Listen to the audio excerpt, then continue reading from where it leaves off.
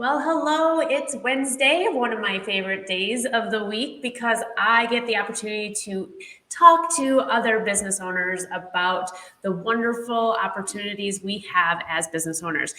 Welcome. I'm Cindy Rowe from Cindy Rowe Marketing. It is Backstage Live. I have a guest here today. Welcome, Clyde. Hey, thanks, Cindy. Thank you so much for being here. I know it's a busy time of year for everybody, but I appreciate you taking some time out of your day to chat with us.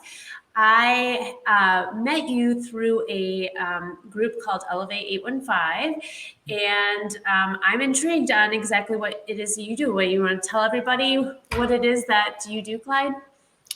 Sure. Actually, people go into my my career path, take my career path. Usually from the time they're 5 years old, you walk up to a kid and say, "Hey, how would you like to be an insurance agent?" No, I'm just kidding. You'll never get a response. I'll go, "Huh?" No, but I basically I am a commercial insurance broker, and have been doing that for about going on 14 years now. All right. So, what made you decide that you wanted to be an insurance broker? What made me decide? Well, actually, it's I'm going to try to compress this as much as possible, but I did kind of warn you I had a beforehand story to go with this. And my journey towards doing what I'm doing today actually started when I was about 12. One of the things that my mom was really always a very strict disciplinarian when it came to getting good grades at school and doing well and that. So I was pretty much in her influence to get things going right. And one of the things she did, she bought me for Christmas one year was something called an American Basic Science Club membership. And if you ever get the chance, go on and Google American Basic Science Club, and you'll find the advertisements for that were back in the 50s and 60s. So it's been a while since I've seen them even. But what they did is they provided each month they would send a kit to the kids that were part of the group, and you would basically build a project from that. And it went anywhere from an electronic tube radio to probably the scariest one, a cloud chamber. If you don't know what a cloud chamber is, it's something used in nuclear engineering. And what they do is they look at paths that particles take through this vapor. And in order to provide you with a decaying radioactive thing, is they would actually send you in the mail a bag full of uranium. And think about this. We're talking a 12-year-old with a bag of uranium. And then they also had a point source that was a pin with radium on it.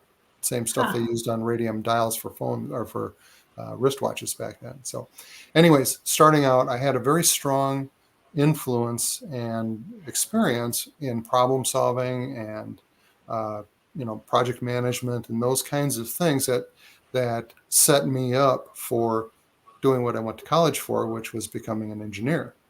And I went to University of Illinois in electrical engineering. I had somebody ask me one time why I went to U of I, and I said, well, for engineering, right? And they said, yeah. And I said, well, for starters, it's as far as schools in the country, it's Stanford, MIT, and U of I. I mean, those were the top three. And and having one of those in your home state is like, that's awesome. Anyways, that is being set up as an engineer is what got me going with wanting to solve problems with people. And I worked using those techniques and those skills for about 10 years at my first job out of college, and then about 17 years for my second job. And these were in manufacturing. So, but after that, various things happened, and I actually had about 3 more jobs. One was just a straight consulting job. The other was um, my first insurance job, which was personal lines insurance, and then my transition to commercial.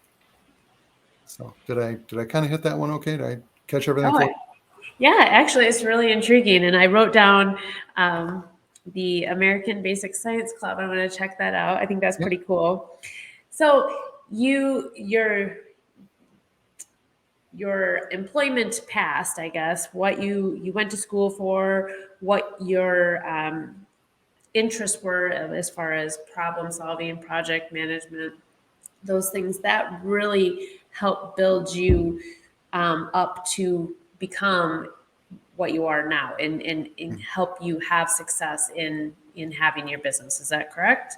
That's correct. Yeah, and actually having those skills and being able to help others translate those for others to use them is really what made me successful, not only in my manufacturing job, but working in the insurance industry as well. Yeah. So the insurance industry is huge, and you are specifically working and gearing towards the commercial insurance. Why did you choose that route versus the general type of insurances that everybody Um, has? sure. No, it's great question.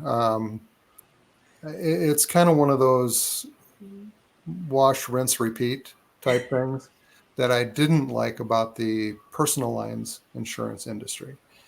Basically, it's and a lot of people thrive in that where it's high churn, high turnover of clients.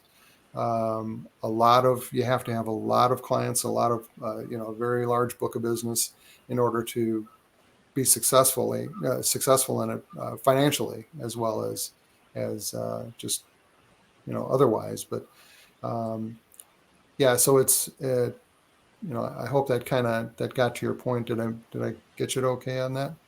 Yep. Okay. Yeah. So when you started your agency, like what were some of the things that you had to go through as far as to open your doors? Now, are you tied with a bigger company, or are you? I think you said you're a broker, so you could probably, if I understand correctly, you deal with several different companies, correct? Yes, that's correct. When I first started out, I was with Farmers Insurance, actually right down there on Main Street, Roscoe. Um, and yeah, Farmers was one of those. They're an interesting company because they provide just a tremendous amount of support for their agents. Almost, I had one guy tell me it was almost too much support. You felt like you were in kindergarten, but it was really good stuff. It made sure that you understood what was going on and the whys of it. The thing is, it was also pretty broad based in that it wasn't just auto and home, and toys like boats and things like that. It was also uh, what they wanted us to do was life. They didn't care if we did health, but we did life insurance and then also financial services. So coming out of that, or actually moving into the insurance market, I had to get licensed for all of those as well. So the first 6 months that I was working was basically me just studying and taking tests and doing the things that I needed to get prepared for actually physically transitioning into business. On kind of the other side of that is you probably or you may get the impression, hopefully you'll get the impression that there wasn't a lot of money making going on at that time. I was doing mostly training, and to the point where my first paycheck from Farmers was actually a bill for $200. You owed them. I owed them, yes.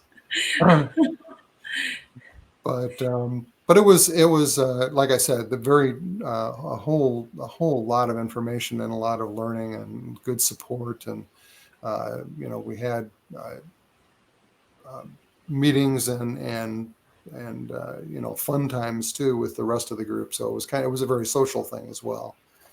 But then, like I had mentioned there, the personal lines business is a very high, high turnover, high transition, getting more clients and bring them in and saying goodbye to the old ones.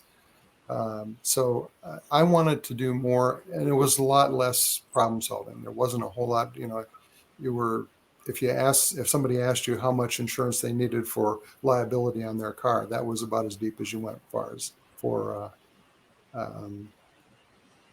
for helping them with problem solving.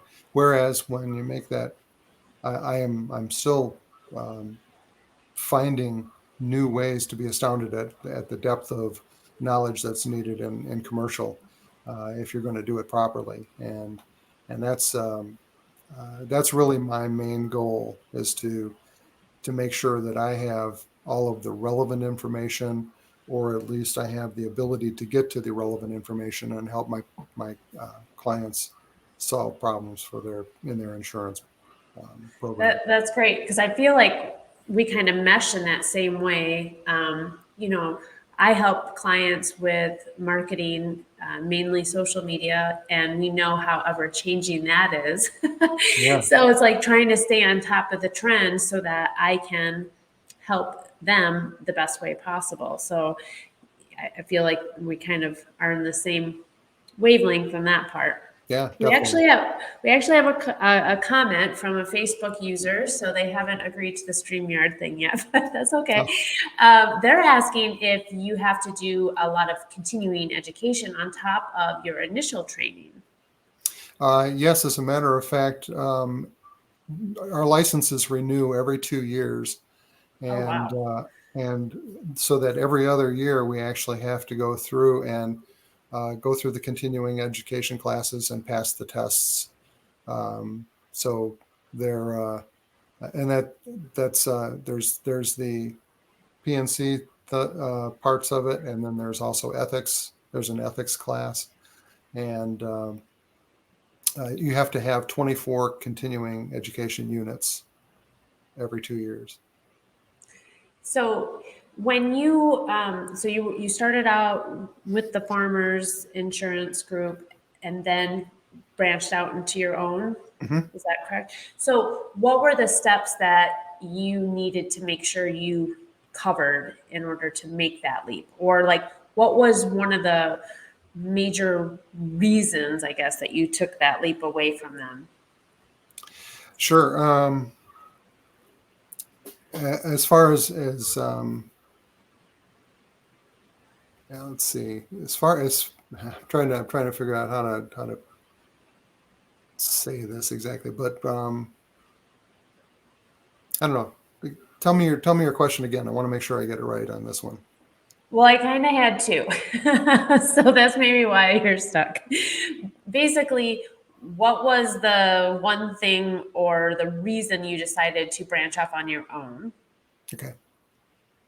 Okay. Reason was that I wanted to make sure that I was more involved in my clients' um, in insurance needs, and understanding what they have. We do a needs analysis for every client that comes in, so that we can make sure and provide them with the correct policies that they need. And I wanted to make sure that our clients were comfortable with the fact that they had exactly what they needed, not more, not less. So that would be the biggest one. I've just seen too many places where, especially clients not getting enough of a certain type of insurance, and then they're vulnerable. And I try to take care of them as quickly as I can, or as soon as they'll let me, I guess, is the big thing. So, yeah, that's Yeah. probably the number one thing, though. And so, what kind of steps did you have to take to basically start your own Sure. business? Well, setting up the business processes up front are really a huge part of it, because we have to research you had kind of mentioned this earlier, where you were asked about, did we do business with one company versus a number of them? And absolutely, you were right on. You understood that we have to do business with a number of them, and not only are ours always the mainstream insurance companies. There's also a lot of them that are specialty companies that we have to go because of the complexity of some of the organization structures for different clients. We have to be able to dig in and get the things in there that aren't always the most, you know, common things to talk about in insurance. So we have to dig deep. And oh, I'm sorry. Go ahead. Oh, no, so starting the business process is really critical to do that. And then in addition to that, we have to go through and we have to seek out those specialty insurance companies that we want to do business with. And we have to get appointed with them, make sure that we've got all of our ducks in a row and that these are the ones. And we're continually updating our carrier list so it's business processes, carriers who we're going to deal with, and then process that we're going to bring to our customers. Okay. I guess I'm familiar enough to be dangerous, but with the insurance industry. But I know that some insurance agents that they may take over books of business, right? When they take over an office, you're starting from scratch, right? Per se, Yes. or were you able to bring over some clients that maybe you had serviced before? Or like, Well, how did you get your first set of clients? Like sure. that's scary as anybody leaving something a little stable, right? To go like that was a big scary fear of mine when I left corporate is like, how in the world am I going to find a client? So share with me like how that process was. Well, you hit the nail right on the head. That is such a scary time. That's the best way to describe it, and um, that's why it is really important to get the business process started and follow that and keep following it. Big piece of that, of course, is client acquisition. So we do, but yeah, starting from zero or nearly zero is really an interesting one. Yeah, and just staying with it. Keep never give up. Keep going. So what worked well for you as far as getting your client base started? Well, we did. Actually, this whole thing, I know everybody out there is saying, yeah, I know COVID really did a number on us, and unfortunately, we had set up our marketing plan ahead of time, and now one of the biggest part of our marketing plan was telemarketing. Um, Interesting. I yeah, like that. and we actually were on a pace to do really well the first year out. We started in 2018, and we were on a good pace to get things going um, when COVID hit, when everything happened, and the best that we could. When we kept going, it was myself and Jason, who was the other guy in the office, and between the two of us, we had to do a pivot really fast to try to figure out how else we were going to meet people because with excuse me, especially with our target market, most of those business managers were originally, or when we talked to them to begin with, they were in an office, and then Yeah. going into COVID, they were no longer in the office; they were in the factory making stuff. So they didn't want to take the time to even think about insurance at the time. So we had a real struggle. That first year and a half was a real struggle, and then this past year and towards middle to the end of 21, that's when things started to pick back up. And I get a lot of, one of the things we did change, however, is we went from telemarketing to seeking referrals. And we were actually going out and meeting and talking to people that we knew were in a position where they could refer us and we could refer them to business. So Great. And referrals are the best type of marketing you can have. you bet. People, they really take other people's or their friends' word over ads or, anything else. So that's kudos to you. Also, a virtual or high five across the screen for having a marketing plan. Oh, You do not know how many businesses I talk to or work with that don't have a marketing plan. So I like when you said that, I was like, got excited. I was like, oh my gosh, yay. That's someone who speaks my awesome. language. Yeah. Not many people have it.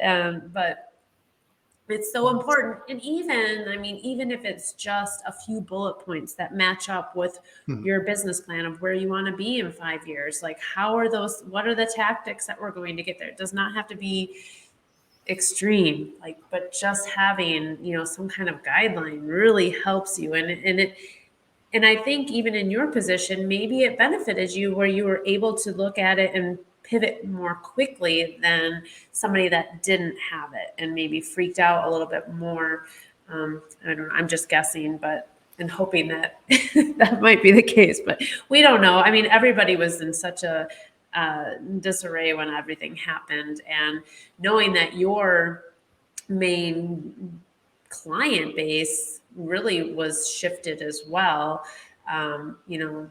That's easily for all of us to panic, when you're not sure how you're going to approach this. But it sounds like you did a fantastic job. Now, Thank you. I'm unfamiliar with business insurance. Mhm. So, and it sounds like you work with larger companies or manufacturers. Is that really your bread and butter, or like what's your main type of client? Yeah, actually, we uh,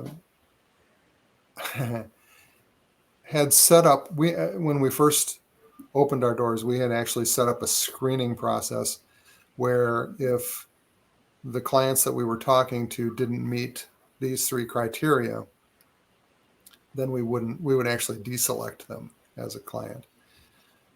Unfortunately, because of the way things evolved, if we were going to, for a period of time, anyways, there was, if we were going to be involved with new customers, new client acquisition, it was going to take us to change that screening a little bit. We had to lower our sights, and we had to go in um, for the I guess more the smaller, the mom and pop shops and the smaller businesses, small manufacturers. We have a carpentry that is a one guy shack, one guy job. So we have a lot of we've had to drop down in that because our first ones we had, now we still have a few of those where they have more the upper end of our low band, or to the a lower band of the ones in the middle. We looked at, we wanted to try to get clients with cumulative value of their book of business with us at over 25,000. So and we're getting there with that. We're starting to turn back to the bigger ones, but we had to change things. You always have to be fluid, and you have to be able to make that change, and like you said, pivot. And you have to be able to do that. So Well, and I feel like as your business continues moving forward, like you said, opportunities change, things change, and the beauty part is we can change right along with it if mhm. that's what we want to do because we own the business. So um, we have that opportunity to make those choices, which I think is one of the perks of being a business owner. Oh, We definitely. ultimately get to make that decision. And I'm reading a book right now, and um, he continually makes the point in the book that at the time when there is posed a question, we only have the relevant information that's in front of us. Like we can't see in the future, so we can only make the best decision that we feel, having the information that we have, that we feel is best for where we want our business to go in the Hmm. future. And and then we have to accept whatever the result is of that decision. But we also have to be kind to ourselves, and knowing that you only had a certain amount of information to make that decision. So I feel like being able to have those ebbs and flows in the business really make it interesting and really provide for our own personal growth, as well as the growth of our companies. So Oh, absolutely. Yeah, couldn't have said it better. we're getting near the end, where I give you the opportunity to chat specifically about your business. But I do have a question, because I don't think we've really uh, opened or discovered it yet. But what's been a big win since you've owned your own agency? What's been that one success that just really keeps you going when all the crap happens and all the fear sneaks back up, and you're like, oh, why did I do this? Like that one thing. Can you share that with us? Um, yeah, I would just actually, it's just going to be a particular um,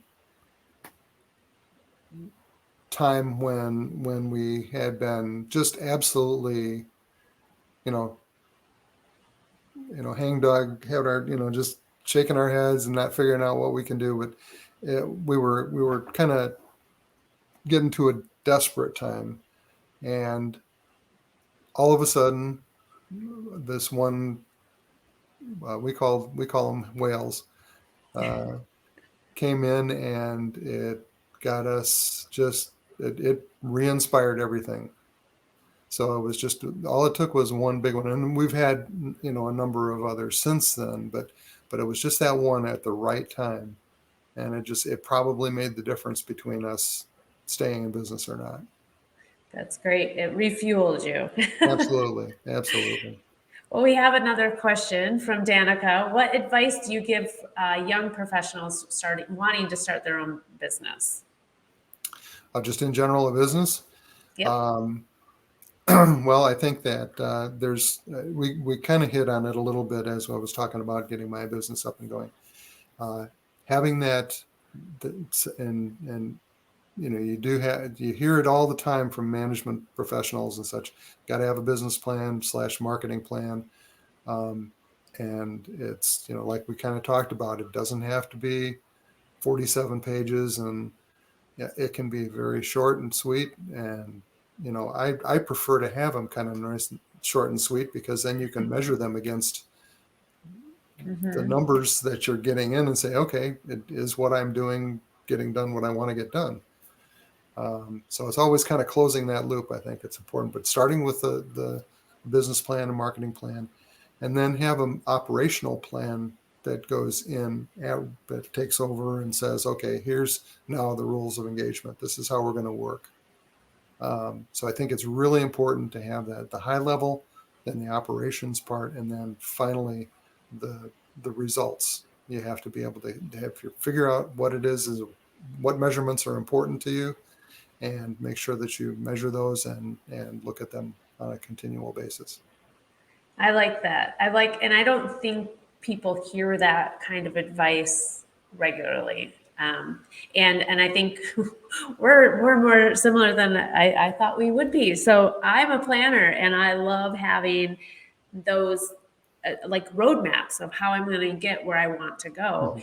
And without those, you can easily get sidetracked and bombarded with all sorts of things, especially when you're out on your own. So yeah, good points. I would add to that find something that matches your skill set. And you kind of talked about that, like Mhm. being, having that project management experience along with problem solving. Those are things that you really enjoyed. and you've meshed it really well with, the business that you've started. And then finding things that bring you happiness and joy, because when the going gets tough and it's hard to get up sometimes when you've failed over and over and over and over again, Mm-hmm. that as long as it's something, one, that you're passionate about and it's the skill set that you love and enjoy doing, it makes it a lot easier to keep going when the going gets tough. All right, we're at 30 minutes, which is, holy cow, it went so fast. But I want the viewers to learn exactly how they can get in touch with you, and all about your business. So it's your time now. Chat away about your business, however you see fit. Sure, sure. Well, as we kind of talked about, we're a commercial insurance company and insurance broker. And what that means is that you basically work for your customers, not for the insurance companies, if you want to think of it those way. So if you're looking, you may be searching for insurance in the future, kind of be looking for those key items. They might not even spell it out in their website or on their Facebook page, but somewhere in there are going to be the keys to what type of insurance business that is. We're a broker. We work for our customers, and so that's really important. If you'd like to chat some more, I'd certainly be happy to do that with you. Or if you have an insurance need, give me a call. My phone number here, and this is a relic from when I used to live in Naperville. So don't worry about the area code, but it's 630-881-4356. And just like I said, even if it's just to chat, if you have questions or that come up later and you want to chat, give me a call. Really be happy to do that for you. Awesome. So yeah, I put it up on the screen, your phone number, your Facebook, your website, all that information is there for the viewers, whether they're watching live now or on the replay, they'll have it to get in touch with you. But wow, it went really fast, and I seriously enjoyed our conversation. Thank you so much for sharing your afternoon with me and our viewers. Well, thank you for the opportunity, Cindy. I really appreciate it. And I think, certainly from my side of it, I'll be telling people give you a call. So Oh, wonderful. All right, everybody, have a great day. We'll see you next week. take care.